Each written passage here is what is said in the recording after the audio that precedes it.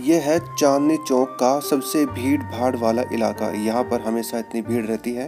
और आज मैं आया हूँ यहाँ फतेहपुरी मस्जिद जो कि सामने है। चलिए मैं आपको अंदर लेकर चलता हूँ। दोस्तों अब मैं अंदर आ गया हूँ और अंदर आने के बाद आप देख सकते हैं कि पीछे जो मार्केट थी वो कितनी भीड़ भाड़ वाली थी।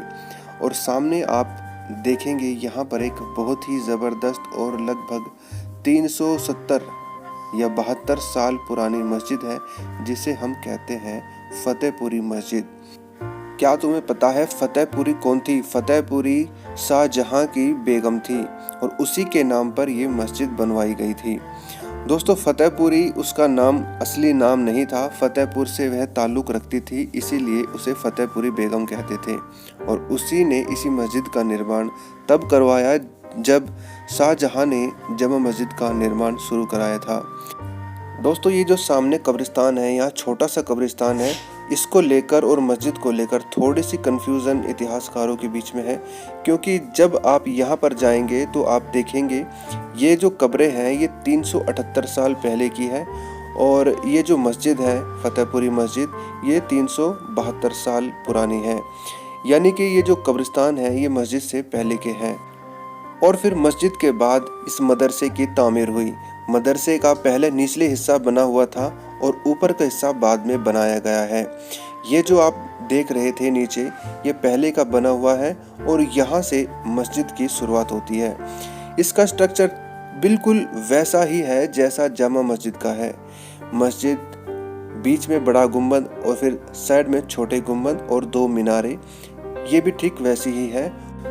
दोस्तों जामा मस्जिद 2 पत्थरों से मिलकर बनी है, लाल बलुआ पत्थर और सफ़ेद संगमरमर। यह मस्जिद भी उन्हीं 2 पत्थरों से मिलकर बनी है। लेकिन इस मस्जिद में कुछ अलग है जो मैं अभी आपको दिखाऊंगा। आप देख सकते हैं इस मस्जिद में अभी निर्माण कार्य चल रहा है, कुछ मरम्मत हो रही है और इसके होने के पीछे एक कारण है। कुछ दिन पहले यहाँ पर फजर के वक्त छत के ऊपर से एक प्लास्टर छूटकर नीचे गिर गया। उस वक्त यहाँ पर कोई मौजूद नहीं था जिसके कारण किसी को कोई नुकसान नहीं पहुँचा और उसी के बाद से ही यहाँ पर जो मरम्मत का काम है वो चल रहा है। दोस्तों सामने जो ये डिज़ाइन है ये डिज़ाइन बिल्कुल अलग है और जामा मस्जिद में ये वाला डिज़ाइन नहीं है। हरे पत्थर पर पीले रंग से जो उर्दू में लिखा गया है वो वाकई में ही बहुत खूबसूरत लग रहा है। और इसी के साथ जब आप अंदर जाएंगे तो वहाँ पर भी बहुत ही अच्छी तरीके से उर्दू में लिखा गया है और उसे देखकर भी बहुत अच्छा लगता है। दोस्तों यहाँ के जो ये पिलर है, छोटे छोटे पिलर, इन पिलरों पर भी बहुत ही अच्छी नक्काशी की गई है, डिज़ाइन बनाए गए हैं और ठीक वैसा ही लुक देने की कोशिश की गई है जैसा जामा मस्जिद में बनाए गए हैं। नीचे आप देखेंगे तो ये जो पत्थर है ये बाद में लगाए गए हैं। ये वाइट मार्बल नीचे बिछा हुआ है ये भी बाद का ही बना हुआ है। और दोस्तों इसके सामने जो खुला मैदान है वो भी उसी वक्त का है। अब यहाँ पर आप मुगलों की इस ख़ास चीज़ को देख सकते हैं, जो जाली बनाई गई है एक ही पत्थर को काट कर बनाई गई है और जो डिज़ाइन था वो काबिल तारीफ़ था। अब यहाँ पर आप देखिए ये जो सारी जगह है ये फ़िलहाल जो यहाँ मदरसा है उसी के लिए काम में आती है। मस्जिद तो छोटी है लेकिन जो बरामदा है वो काफ़ी बड़ा है और वहाँ पर लोग घूमने के लिए आते हैं और बाकी की जो ये जगह है यहाँ पर पढ़ने वाले बच्चों के काम में आती है।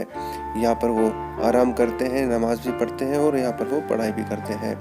इसके सामने आपने देखा था कि चारों तरफ जो कमरे बनाए गए हैं वो सामने जो आप देख रहे हैं वाइट वाले, वहाँ पर वो रहते हैं और नीचे पढ़ाई करते हैं। इस मदरसे और मस्जिद में बहुत सारे कमरे बनाए गए हैं और साथ में छोटे छोटे 2 गार्डन भी, एक दाएं हाथ की तरफ और एक बाएं हाथ की तरफ।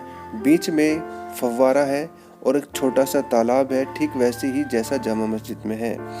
ये दाहिने हाथ का दरवाज़ा है दोस्तों जो चांदनी चौक में ही बाहर निकलता है। और यहाँ पर जो मैंने आपको कब्रिस्तान दिखाए हैं, इन कब्रिस्तान में आप जाकर कभी भी दुआ कर सकते हैं। दोस्तों जाते जाते मैं आपको बता दूं ये जगह दिल्ली के चांदनी चौक में पड़ती है, फतेहपुरी मस्जिद। और यहाँ पर आप ड्राई फ्रूट की मार्केट भी देख सकते हैं बाहर की तरफ और सामने यहाँ पर अलग अलग तरह की मार्केटें हैं।